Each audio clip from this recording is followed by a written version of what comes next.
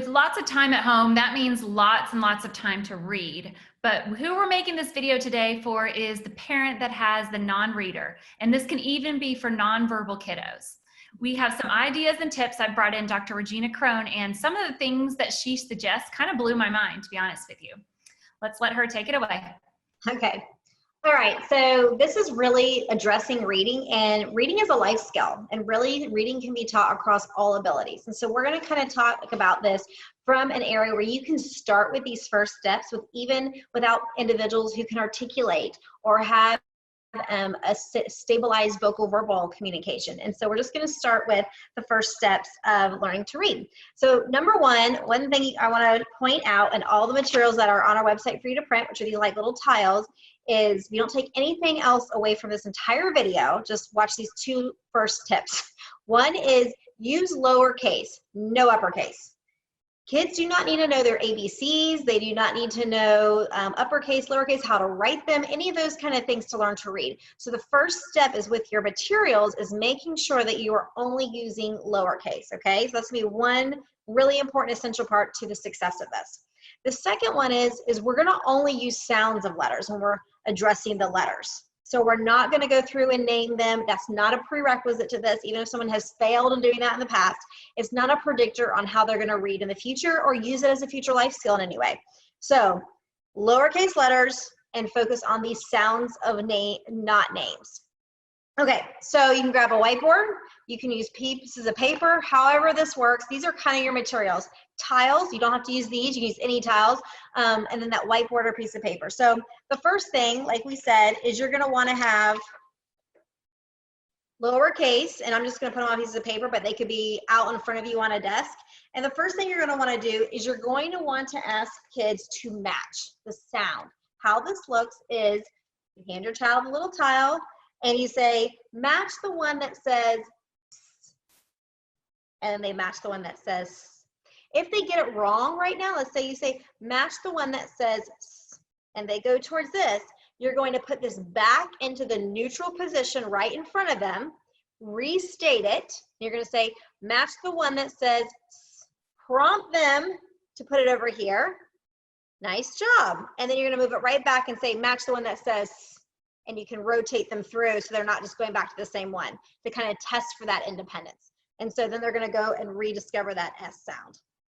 Once we've mastered that and they're able to match the sound, the next one is we're going to get rid of the matching step. We're going to give them tiles on a table and say, touch the one or find the one that says, and once they can do that with this being in a variety of places with a variety of other distractor letters, then we're going to move on to the next step. And so again, we're using those sounds, not the names, and we're saying, find the one that says find the one that says eh. So you're going to be pointing to demonstrate which ones those are. All right, the next step is we're going to want to look at, okay, how do we start to identify these in the makeup of words? And so again, you can use this on a piece of on a table. I'm just using this for demonstration. But if we have this in the array and I say, make the word, I'm going to use my finger, sat, make the word sat. Then they will take the sound and put it here.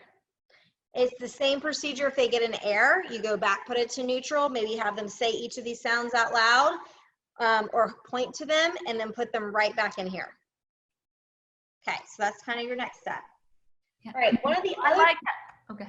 Oh, go ahead. I like that so much, how I think for kids, especially that have trouble generalizing, that is going to make so much sense not to put in the uppercase letters, because that is so confusing. And that was something I hadn't thought of. And I think that could really be helpful. And then of course, just doing the sounds and not even saying the words, that's so important. And I think that's really going to help some kids that have had trouble with the reading. Yeah. And then I think also when we start, now we want to start to get to expressive. How do we do that? And so one of the things we can look at doing is we go back to these letters that they're now able to receptively point to. And now I can say, you know, if I have a car or if I pick up this tile, let me do that instead. Say the one that says the sound, right? Then if they're not able to say if, but you know they could identify it in an array, then you can start to even add a sign for it. Say if. and then we can start to teach the sign as an indicator of the symbol so that they are able to then express to us what they're wanting, and that will help them sound out later as well. That's awesome. Yeah, that's a beautiful option for some of the kids that can't necessarily make those sounds or say it. And I mean, our goal is to get them communicating. Yes, and so we're going to want to then go to make the word, right? Make the word mat. So they make it, and as soon as they're getting this effectively, then you're going to also want to do the same thing. Word mat, and then we want to get their best approximation of mat, and they can even sign some of those words sounds so that we can understand what they're expressing, and you can teach those individually.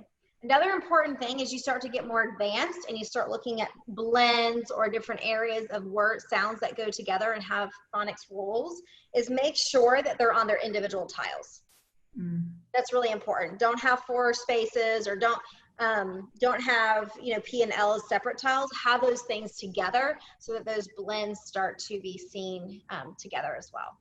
So anyway, those are just some quick tips about how to teach reading, and not to feel discouraged if you have somebody who's not vocal and verbal and able to say all of these perfectly, because you can start with this as a nonverbal activity.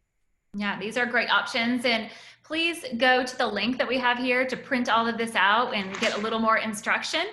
And if you want to see more videos like this, we would love for you to come find us. You can check out Therapy and Beyond at Therapy and Beyond on Facebook, at United in Autism on Facebook, or check out Sunshine in the Spectrum on YouTube. Thanks so much. You guys have a great day. Bye.